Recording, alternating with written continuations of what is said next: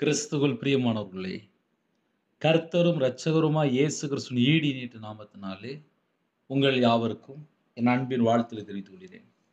தேவன் அருளிய அப்பம் பிரேயர் மினிஸ்ட்ரி சேனல் மூலியமாக உங்களோடு சந்திப்பதில் மிகுந்த மகிழ்ச்சியுடன் தினம்தோறும் அதிகால வேளையிலே பரிசுத்த வேதாந்தத்திலிருந்து ஒரு பகுதி நாம் தியானித்து நம்முடைய குடும்ப பாதுகாப்பிற்காக நாம் ஜெபிக்கிறோம். உபவாச நாட்களிலே எத்தனையோ குடும்பத்திலே உபவாசத்தோடு இருக்கிறீங்க. இன்னைக்குள்ள சிலுவை தியானம் ரோமர் 6ஆம் அதிகாரம் 6ஆம் வசனத்திலே நாம் இனி பாவத்துக்கு ஊழியம் செய்யாதபடிக்கு பாவ சரீரம் ஒழிந்து போகும் பொருட்டாக நம்முடைய பழைய மனுஷன் அவரோட கூட சிலுவையில் அறையப்பட்டது என்று அறிந்திருக்கிறோம். ஹல்லேலூயா. பழைய மனுஷன் என்று எழுதப்பட்டிருக்கு. பழைய மனுஷனை இயேசு கிறிஸ்துவோட கூட சிலுவையில் அறையப்பட்டது என்று அறிந்திருக்கிறோம். ஆவிக்குரிய வாழ்க்கையில் ஒரு மனுஷன் வளரணும் அப்படின்னா பழைய மனுஷன் வேலை பார்க்க கூடாது. நமக்குள்ளே இயேசு கிறிஸ்து இருக்கும்போது நம்ம புது சிருஷ்டி.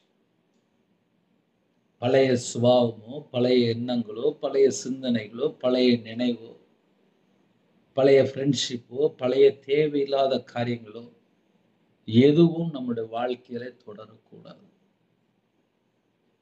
நாம் இனி பாவத்துக்கு ஊழியம் செய்யாதபடிக்கு என்று எழுதப்பட்டிருக்கு. நாம் இனி பாவத்துக்கு ஊழியம் செய்யாதபடிக்கு. ரட்சிக்கப்பட்ட பிள்ளைகள் ஆவிக்குரிய வாழ்க்கையில வளரணும், தேவனோடு தொடர்பு கொள்ளணும், தேவனுடைய கிருபையை பெற்றுக்கொள்ளணும், காத்திருந்து ஜெபிக்கிற பிள்ளைகளா மாறணும், இரவு போலும் வேதத்தை தியானிக்கிற பிள்ளைகளா மாறணும், துதிக்கிற பிள்ளைகளா மாறணும். நம்ம வாழ்க்கையில பழைய சுபாவமோ, பழைய எண்ணங்களோ, பழைய காரியமோ, பழைய ஃப்ரெண்ட்ஷிப்போ எதுவும் தொடரக்கூடாது.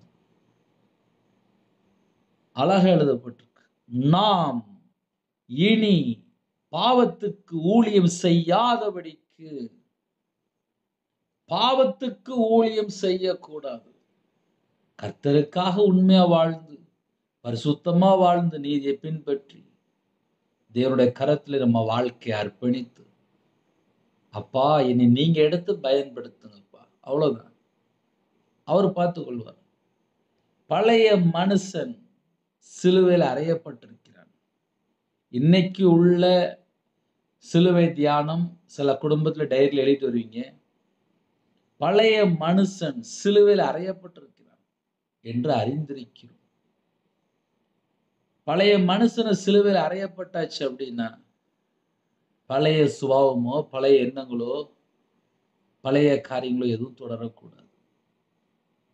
நாம் இனி பாவத்துக்கு ஊழியம் செய்யாதபடிக்கு பாவ சரீரம் ஒழிந்து போகும் பொருட்டாக நம்முடைய பழைய மனுஷன் அவரோட கூட சிலுவையில் அறையப்பட்டது என்று அறிந்திருக்கிறோம். உங்க வீட்டில் டைரியில நீங்க எழுதி வைக்கும் போது பழைய மனுஷன் சிலுவையில் அறையப்பட்டிருக்கிறார், நம்ம புது சிருஷ்டி என்று எழுதி வைத்துக் கொள்ளுங்கள். ஹல்லேலூயா. இன்னைக்கு காலையில் உள்ள செய்தி என்ன தெரியுமா? மத்தேயு சுவிசேஷம் 6ஆம் அதிகாரம் 14, 15 ஆகிய வசனங்களிலே மனுஷருடைய தப்பிதங்களை நீங்கள் அவர்களுக்கு மன்னித்தால் உங்கள் பரமபிதா உங்களுக்கு மன்னிப்பார். முக்கியமான வசனம். ஆழமா தியானிப்போம். கர்த்தர் உங்களோடு பேசுவார். மனுஷருடைய தப்பிதங்களை நீங்கள் அவர்களுக்கு மன்னியாதிருந்தால் உங்கள் பிதா உங்கள் தப்பிதங்களையும் மன்னியாதிருப்பார். இந்த வசனம் நிறைய குடும்பத்துல தெரியும். ஆவிக்குரிய வாழ்க்கையிலே வளரணும் அப்படின்னு சொல்லி யாரெல்லாம் அதிக அளவில் இணைந்திருக்கிறீங்களோ, ஒரு பக்கம் பார்த்தா பழைய மனுஷன் சிலுவையில் அறையப்பட்டது என்று நாம் தியானித்தோம். இன்னொரு பக்கம் பார்த்தா இந்த பழைய நினைவு சில குடும்பத்துல ஜெபிக்க வரும்போது சொல்லிடுவாங்க, பிரதர் இதயத்துல ஒரு ஓரமா இருக்கு பிரதர் அப்படிம்பாங்க. மன்னிக்க முடியல பிரதர் அப்படிம்பாங்க. அப்படின்னா என்ன அர்த்தம் அப்படின்னா, மனுஷருடைய தப்பிதங்களை நீங்கள் அவர்களுக்கு மன்னித்தால் மன்னித்தால் அப்படின்னு சொல்லி இழுக்கப்பட்டிருக்கு. அப்படின்னா என்ன அர்த்தம்? சில குடும்பத்திலே மனுஷருடைய தப்பிதங்களை மன்னிக்காமல் வாழ்ந்துட்டு இருப்பாங்க. ஒரு குடும்பத்திலே ஒரு தாயார் ஜெபிக்க வந்தாங்க. அம்மா சொல்லுங்க, நல்லா இருக்கிறீங்களா? பிரதர் நல்லா இருக்கும் பிரதர். என் பையன் ஒரு 14 வருஷமா என்கிட்ட பேசல. சின்ன வயசுல திருத்தணும் அப்படின்னு சொல்லிட்டு கண்டித்தேன், அடித்தேன். அந்த பையன் இப்போ வாலிப வயசு, பெரிய பையன் ஆயிட்டான். 14 வருஷமா என்கிட்ட பேசாம இருக்கான், வீட்டில் தான் இருக்கிறான். இன்னொரு குடும்பத்திலே என் கணவர் ஒரு 15 வருஷமா பேசாம என் கூட வாழ்ந்துட்டு இருக்காரு. ஆனா வீட்டில் தான் இருக்காரு. ஒரே குடும்பமா தான் இருக்கிறாங்க. ஆனா மனைவிட்ட ஒரு 15 வருஷமா பேசாம அமைதியா இருக்காரு. இன்னொரு குடும்பத்திலே ஒரு வாலிப மகள் கல்யாணமே முடிக்காமல் வாழ்ந்துட்டு இருக்கா. 34 வயசு. கல்யாணம் முடிஞ்சு அம்மா அப்பா ஒரு வருஷத்துக்குள்ள சண்டை போட்டாங்க. அதுக்கப்புறம் ஒரு 33 வருஷம் 34 வருஷம் அம்மா அப்பா பேச்சுவார்த்தை இல்லை, ஒரே வீட்டுக்கு தான் இருக்கிறாங்க. அந்த மகள் என்கிட்ட சொல்லும்போது சொன்னா, அண்ணே நான் நிறைய படிச்சிருக்கேன், எனக்கு கவர்மெண்ட்லேருந்து எனக்கு நிறைய வேலை வந்துட்டு இருக்கு. எங்கள் அப்பா கவர்மெண்ட் ஆஃபீஸர் தான், ரிட்டையர் ஆகிட்டாரு. எங்கள் வீட்டில் சகல செழிப்பு இருக்கு, நான் ஒரே பிள்ளை தான். எனக்கு ஏகப்பட்ட மாப்பிள்ளை வந்துட்டாங்க. ஆனால் என்னால் கல்யாணம் முடிக்க முடியல. எனக்கு வேலைக்கு போகிற இன்ட்ரெஸ்ட்டும் போயிட்டு நான் வீட்டில் தான் இருக்கிறேன். எங்கள் அம்மா அப்பா பிறந்ததுலேருந்து நான் பேசுனது பார்த்ததில்லை. கல்யாணம் முடிஞ்ச புதுசில் ஏதோ ஒரு காரியத்தில் சண்டை போட்டிருக்காங்க. ஒரே வீட்டுக்கு தான் இருக்கிறாங்க. எங்கள் அம்மா கூட நான் வெளியில் போவேன், இன்னொரு பக்கம் எங்கள் அப்பா கூட நான் வெளியில் போவேன். ஆனால் எங்கள் வீட்டில் நாங்கள் 3 பேரும் சிரித்து சந்தோஷமாக இருந்து ஒரு நாள் கூட கிடையாது. அப்புறம் எதுக்குன்னா நான் கல்யாணம் முடிக்கணும்? நான் கல்யாணம் முடிச்சு போயிட்டா எங்கள் வீட்டில் எங்கள் அம்மா அப்பா நிலைமை யோசிச்சாலே எனக்கு பரிதாபமாக இருக்கு. ஏன்னா அவங்க பேசி நான் பார்த்ததே இல்லை. நான் தான் எங்கள் அப்பாட்ட பேசுவேன், நான் தான் எங்கள் அம்மாட்ட பேசுவேன். எங்கள் அம்மாவுக்கு உடம்பு சரியில்லைன்னு நான் தான் பார்ப்பேன், எங்கள் அப்பாவுக்கு உடம்பு சரியில்லைன்னு நான் தான் பார்ப்பேன். எங்கள் வீட்டில் நான் ஒரே பிள்ளை தான். எங்கள் அப்பா என்னை நிறைய படிக்க வச்சாங்க, அவங்க கவர்மெண்ட் ஆஃபீஸ்னால. ஆனால் எங்கள் வீட்டில் நிம்மதி இல்லை, சமாதானம் இல்லை அப்படின்னு சொல்லி வேதனையோடு ஒரு வாலிப மகள் சொல்லிட்டு இருந்தார். ஆனால் கல்யாணம் முடிக்கல. கர்த்தரை அறியாத மகள் தான்.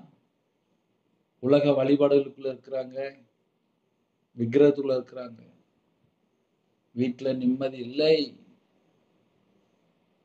ஒரு குடும்பத்தில் 10 வருஷமா மகன் அம்மாட்ட பேசல, 5 வருஷமா மகள் அம்மாட்ட பேசல. இப்படி எத்தனையோ குடும்பத்தை சொல்ல முடியும். கல்யாணம் முடிஞ்சதுக்கு அப்புறம் ஏதோ ஒரு காரியத்துல புருஷ பொண்டாட்டிக்குள்ள சின்ன சண்டையா இருக்கும். உடனே அம்மா வீட்டுக்கு கிளம்பி போயிடுவாங்க. அதுக்கப்புறம் 1 வருஷம் ஆகும், 2 வருஷம் ஆகும், புருஷனை ஏற்றுக்கொள்ள மாட்டாங்க.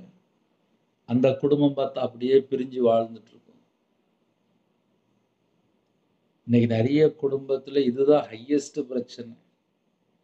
கணவன் மனைவி பிரச்சனை தான் ஹையஸ்ட் பிரச்சனை. Highest highest highest. நிறைய குடும்பத்துல ஜபகுறிப்பு வரும். என் கணவர்கிட்ட கோவப்பட்டுட்டு எங்க அம்மா வீட்டுக்கு போயிட்டேன். நான் போய் பல வருஷம் ஆச்சு. என் கணவர் என்னைய பார்க்க வரல, கூப்பிட வரல. ஃபோன் அடிச்சா பேசவும் மாட்டேங்காரு. நான் உடனே ஒரு சின்ன கேள்வி கேட்பேன். சரி போனீங்க, அதுக்கப்புறம்? நான் தான் கோவப்பட்டு போனேன். அதுக்கப்புறம் கொஞ்ச நாளா பேசாம இருந்தேன், அது வருஷமாயிட்டு. எப்படியாவது வந்து கூட்டு போவாரா அப்படின்னு சொல்லிட்டு பரிதபிக்கிறாங்க.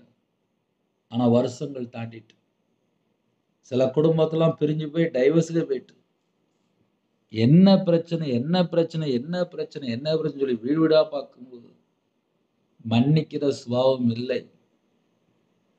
இதுதான் ஹையஸ்ட் பிரச்சனை.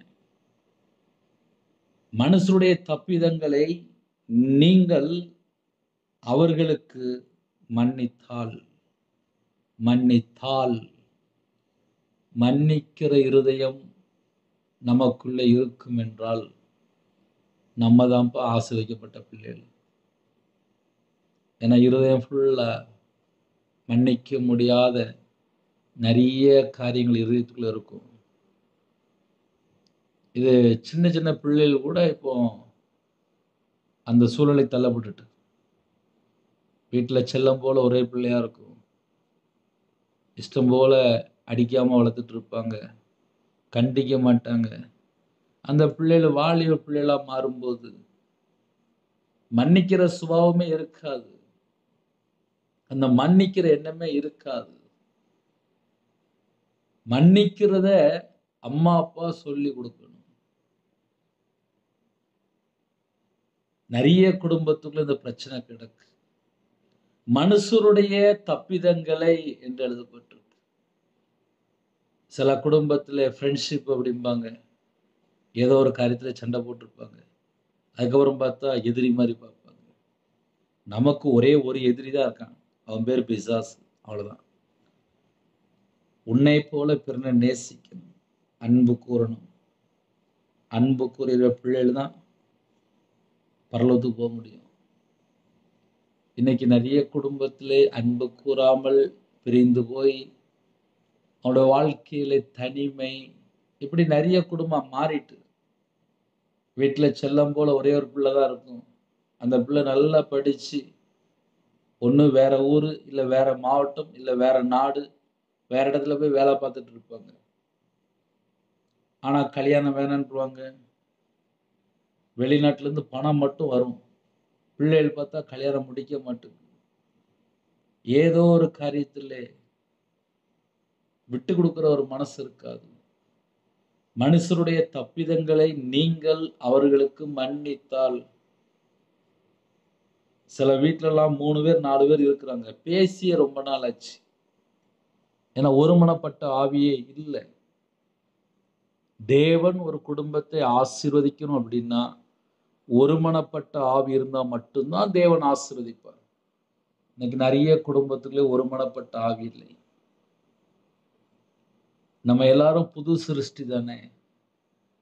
அந்த பழைய நினைவு, அந்த பழைய காரியங்கள், அந்த பழைய பழைய பழைய பழைய காரியங்கள், மன்னிக்க முடியாத ஏதாவது சுபாவங்கள் ஏதாவது உள்ள இருக்கா? கசப்பு, வெறுப்பு, பகை, எரிச்சல், கோபம். ஏன்னா சில குடும்பத்துல அக்கா தங்கச்சி 5 வருஷம் 7 வருஷம் முன்னாடி சண்டை போட்டிருப்பாங்க. சில வீட்டுல அண்ணன் தம்பி ஒரு 10 வருஷம் முன்னாடி சண்டை போட்டிருப்பாங்க. வீடு பார்த்தா ஒரே காம்பவுண்டு, பக்கத்து பக்கத்து வீடா தான் இருக்கும். ஆனா 10 வருஷமா அண்ணன் தம்பி பேசாம இருப்பாங்க.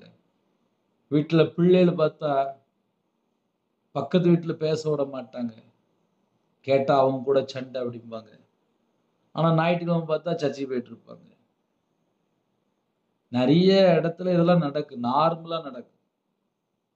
கிறிஸ்டியன் இயேசு கிறிஸ்து ராஜா யாரெல்லாம் நம்ம பின்பற்றுவோமோ, உன்னை போல பிறனை நேசி, அவருடைய கற்பனை நம்ம நிறைவேற்றும் போது தேவன் நமக்குள் வாசம் பண்ணுவார். அந்த கிஃப்ட் எல்லாம் நமக்கு வேணும். அதுக்கு என்ன தெரியுமா ஒரு முக்கியமான ஒரு பாயிண்ட், மனுஷருடைய தப்பிதங்களை நீங்கள் அவர்களுக்கு மன்னித்தால், அவர்களுக்கு மன்னித்தால், அவர்களுக்கு மன்னித்தால், மன்னிக்கிற ஒரு இருதயம் நமக்குள்ள இருக்குமானால் நம்ம குடும்பம் ஆசீர்வதிக்கப்படும். உங்கள் பரமபிதா உங்களுக்கும் மன்னிப்பார். நம்ம மற்றவங்களுடைய குறைகளை மன்னித்தால் நம்முடைய பரமபிதா நம்முடைய சகல என்னென்ன காரியம் இருக்கோ எல்லாவற்றையும் மன்னிப்பார். மனுஷருடைய தப்பிதங்களை நீங்கள் அவர்களுக்கு மன்னியாதிருந்தால் உங்கள் பிதா உங்கள் தப்பிதங்களையும் மன்னியாதிருப்பார் என்று எழுதப்படும். கர்த்தருடைய பிள்ளைகள் தான் அதிகாலை வேளையிலே இணைந்திருக்கிறீங்க. நியாய தீர்ப்பு நாளிலே இந்த வசனத்தை வைத்து ஒவ்வொரு குடும்பத்தையும் கர்த்தர் நியாயம் தீர்ப்பார். மலை பிரசங்கம் முக்கியமான சப்ஜெக்ட். உபவாச நாட்கள்ல இருக்கிறீங்களா? முக்கியமான சப்ஜெக்ட். மனுஷருடைய தப்பிதங்களை நீங்கள் அவர்களுக்கு மன்னியாதிருந்தால் உங்கள் பிதா உங்கள் தப்பிதங்களையும் மன்னியாதிருப்பார். நம்ம பரலோகத்துக்குள்ள போனோம் அப்படின்னா என்னுடைய தப்பிதங்கள் எல்லாம் என் பரமபிதா மன்னிக்கணும். அதுக்கு நான் என்ன செய்யணும் அப்படின்னா மனுஷருடைய தப்பிதங்களை மன்னிக்கணும். மன்னிக்கிற ஒரு இருதயம் நமக்குள்ள இருக்கணும். கர்த்தருடைய பிள்ளைகளுக்கு மன்னிக்கிற இருதயம் வேணும். சின்ன பிரச்சனையா இருக்கும், ஒரு போன் போட்டு நீ கொஞ்சம் மன்னிச்சுக்கோங்க அப்படின்னு ஒரு 2 வார்த்தை பேசியாச்சுனாலே ஒரு குடும்பம் சேர்ந்து வாழ்ந்துடும். சில குடும்பத்துல கணவன் மனைவி என்ன பிரச்சனை சொல்லி பார்க்கும்போது சின்னதா சண்டை போட்டிருப்பாங்க. ஏதோ ஒரு காரியம், ஒரு நகையோ ஒரு கடனோ ஒரு 1,00,000 இல்ல ஒரு 50,00,000 ஏதோ ஒரு காரியத்துல ஒரு பிரச்சனை, வீட்டுக்குள்ள ஒரு பிரிவினை. ஆனால் தெரியாம பண்ணிட்டேன், இனிமேல் நான் அப்படி பண்ண மாட்டேன். ஒரு குடும்பத்துக்குள்ள ஒரு கணவன் மனைவிக்குள்ள ஒரு ஐக்கியம் ஐக்கியம் ஐக்கியம். நான்லாம் கையில பைபிள் எடுத்து வாசித்ததுக்கு அப்புறம் தான் ஒவ்வொரு வசனம் இப்படி எழுதப்பட்டிருக்கு. என் வாழ்க்கையில எத்தனையோ மிஸ்டேக் இருந்துச்சு. குடும்பமா இருக்கிறோம், மனைவி இருக்கா, பிள்ளைகள் இருக்கு. இது ஏன் தெரியுமா சொல்றேன்? வியாபாரத்துல இருக்கும்போது மனைவிட்ட நகையை வாங்கி பேங்க்ல வச்சேன், வீடு கட்டினேன், ஃபைனான்ஸ்ல பணம் வாங்கினேன், மாந்திரியத்துக்கு பணம் கொடுத்தேன், மனுஷனை நம்பி கிட்டத்தட்ட ஒரு 13 லட்சம் பணம் கொடுத்தேன். மாந்திரியத்துல ஏமாந்துட்டேன், மாந்திரியத்துல கஷ்டப்பட்டுட்டேன், விக்கிரத்துல போய் அடிமையா இருந்துட்டேன். மனுஷன்ட்ட பணம் கொடுத்தது வரல, வீடை வித்தேன், நகையை வித்தேன், வியாபாரத்தை விட்டேன், நடுரோட்டுக்கு வந்தேன். கண்ணீரோடு நின்னேன். மனைவி கூட தான் இருந்தேன். உபத்திரத்தோடு சொந்த ஊரை விட்டு புறப்பட்டு போனேன். அப்பவும் மனைவி கூட தான் இருந்தேன். முழு நேர ஊழியத்துக்கு 40 நாள் பாஸ்டிங் போட்டு, நானும் மனைவியும் பாஸ்டிங் போட்டு முழு நேர ஊழியத்துக்கு தேவனோட சமூகத்தில் அர்ப்பணித்து அபிஷேகம் பண்ணப்பட்டு முழு நேர ஊழியத்துக்கு அழகா உள்ள வந்தோம். அப்பவும் மனைவி கூட தான் இருந்தேன். ஊழியத்தில் இருக்கும்போது நான் 6ஆம் கிளாஸ்லேயே பைபிள் காலேஜ் படிக்க முடியாதுன்னு சொல்லி தெரிஞ்சுக்கிட்டேன். நான் 6ஆம் கிளாஸ் தான். எனக்கு தெசலோனிக்கேல ஒரு தாயார் உதவி பண்ணாங்க பைபிள் காலேஜ் படிக்கிறதுக்கு. கர்த்தருடைய கிருபையினாலே ஒரு 5 வருஷம் பிடி வரைய படிக்கிறது கிருபை செய்தார். நான் மட்டும் இல்லை, மனைவியும் பைபிள் காலேஜ் படிக்கிறது கிருபை செய்தார். காரணம் என்ன? கண்ணீரோடு உபத்திரத்தோடு வரும்போது மனைவி கூடயே வந்தார். கர்த்தருடைய கிருபையினால் இந்த நிமிஷம் வரை உயிரோட இருக்கும், குடும்பமா இருக்கும். காரணம் என்ன? தப்பிதங்களை மன்னித்தால் மட்டும்தான் ஒரு கணவன் மனைவி கூட இருக்க முடியும், குடும்பமா இருக்க முடியும். இன்னைக்கு நிறைய குடும்பத்துல மன்னிக்கிற சுபாவமே காணுமே, மன்னிக்கிற சுபாவமே காணும். ஏதோ ஒரு காரியத்துல வீட்டுல சண்டை போட்டுட்டு பிரிஞ்சு போயிருந்தாங்க. சில குடும்பத்துல சொல்லியிருப்பாங்க, என் கணவர் இந்த பாவத்துல இருந்தாரு, நான் எங்க அம்மா அப்பா வீட்டு போயிட்டேன், மனம் திரும்பி வருவான்னு சொல்லி பார்த்தேன், இன்னும் வரல, நானும் பேசல அப்படிம்பாங்க. பார்த்தா 2 வருஷம் 3 வருஷம் 4 வருஷம் 5 வருஷம் அப்படியே போயிடும். அப்புறம் அங்கேயே வேலை பார்த்து அங்கேயே பிள்ளைகள் ஸ்கூல் ஃபீஸ் கட்டி அப்படியே படிக்க வச்சிருவாங்க. எத்தனை குடும்பம் பிரிஞ்சு போயிட்டு. மனுஷருடைய தப்பிதங்களை நீங்கள் அவர்களுக்கு மன்னித்தால் உங்கள் பரமபிதா, அழகா எழுதப்பட்டு, உங்கள் பரமபிதா உங்களுக்கும் மன்னிப்பார். அதுல இந்த 2வது பாயிண்ட் தான் எனக்கு ரொம்ப பிடிக்கும். நம்ம மன்னிச்சாச்சு அப்படின்னா பரமபிதா உங்களுக்கும் மன்னிப்பார், எனக்கும் மன்னிப்பார். நான் மன்னிச்சா எனக்கு மன்னிப்பு, நான் மன்னிக்கலன்னா எனக்கு மன்னிப்பு கிடையாது. அப்ப நமக்கு என்ன வேணும் அப்படின்னா மன்னிக்கிற இருதயம் மட்டும்தான் நமக்கு வேணும்.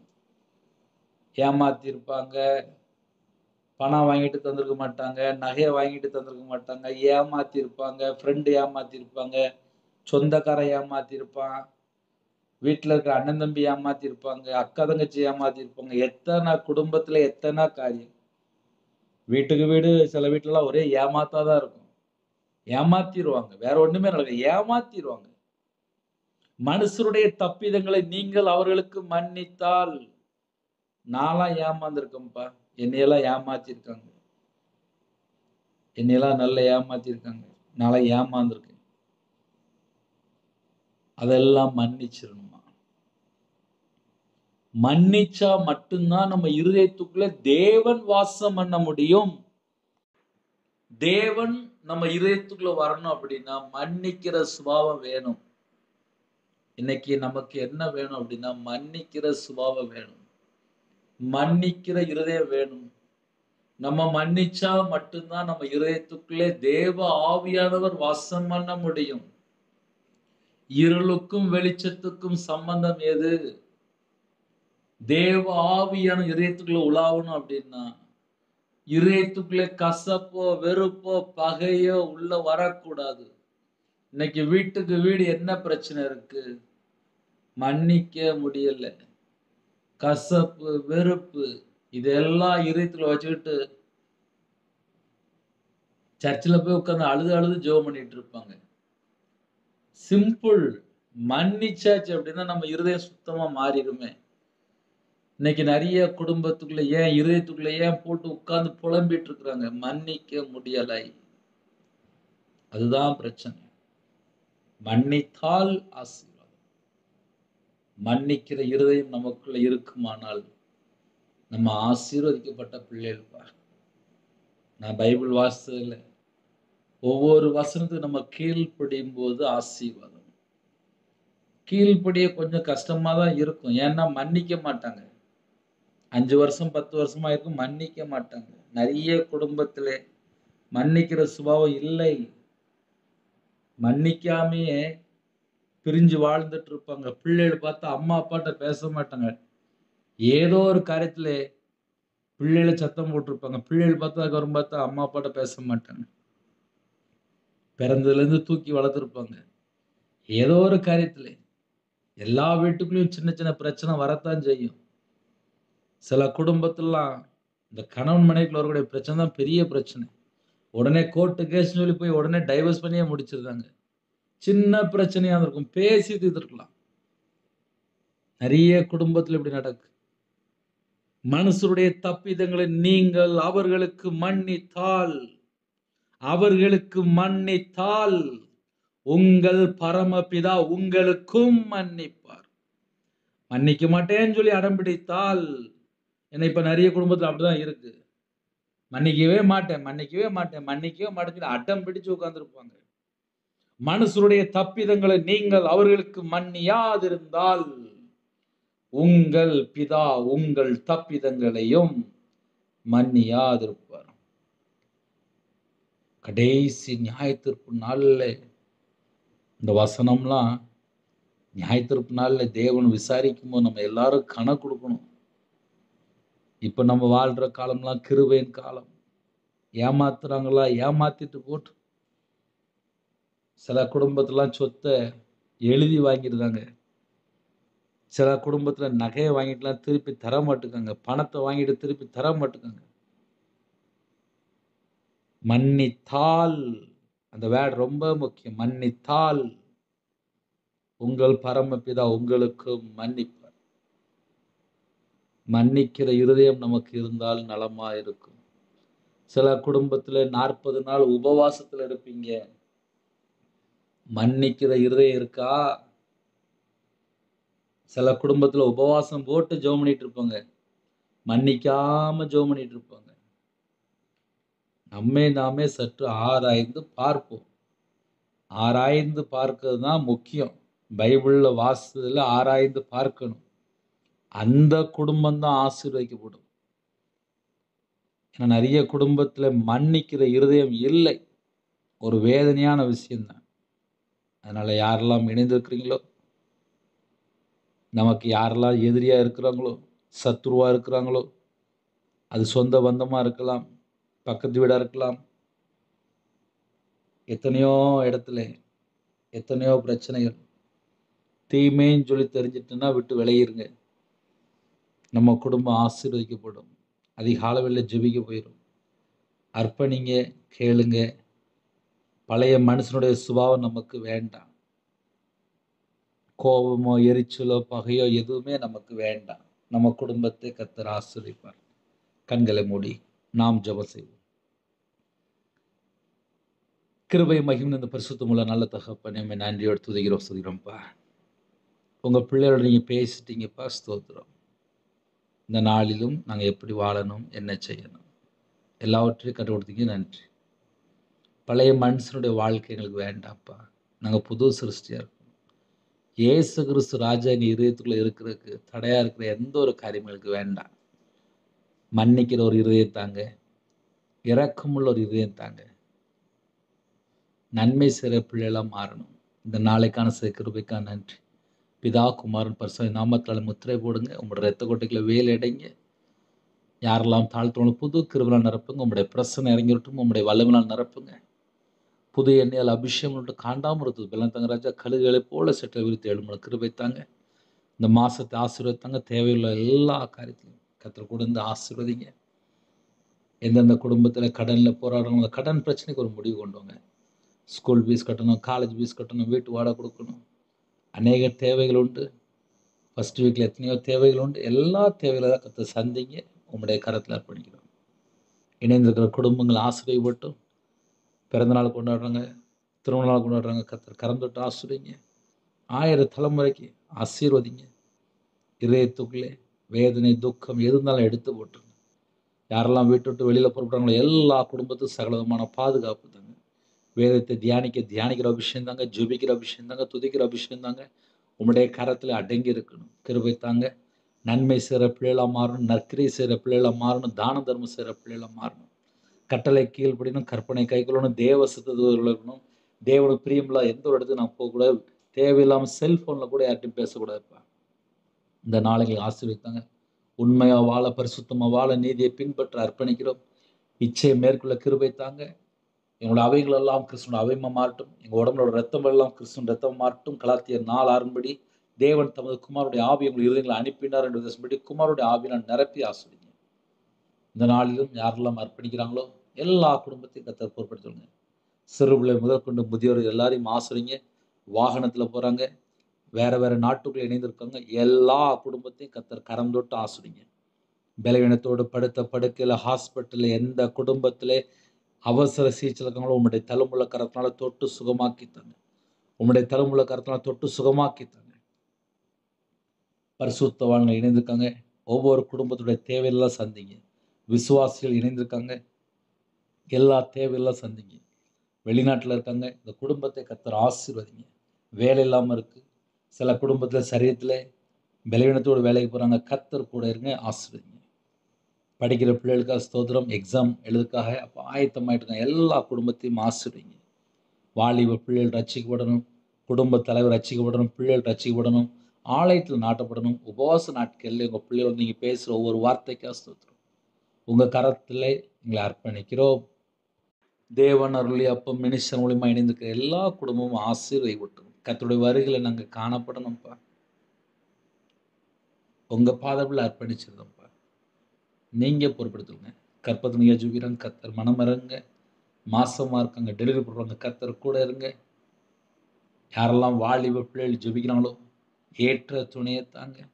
திருமணம் முடிந்ததுக்கப்புறம் என்னென்ன குழப்பம் இருக்கும் அந்த எல்லா குழப்பத்துக்குள்ள ஒரு முடிவு கொண்டு வாங்க. எல்லா குடும்பத்தையும் உங்களுடைய கரத்தில் அர்ப்பணிக்கணும்.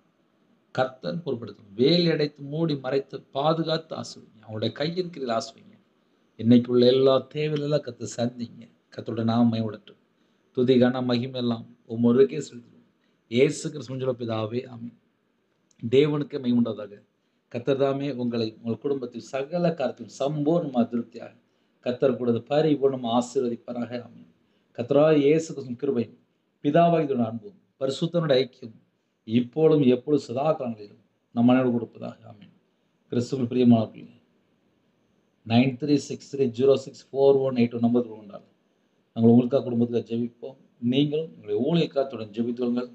கர்த்தர் உங்களையும் உங்கள் குடும்பத்தின் சகல காத்திலும் சம்பூர்ணமாக திருப்தியாக கர்த்தர் கொடுத்து ஆசீர்வதிப்பாராக. ஆமென். God bless you.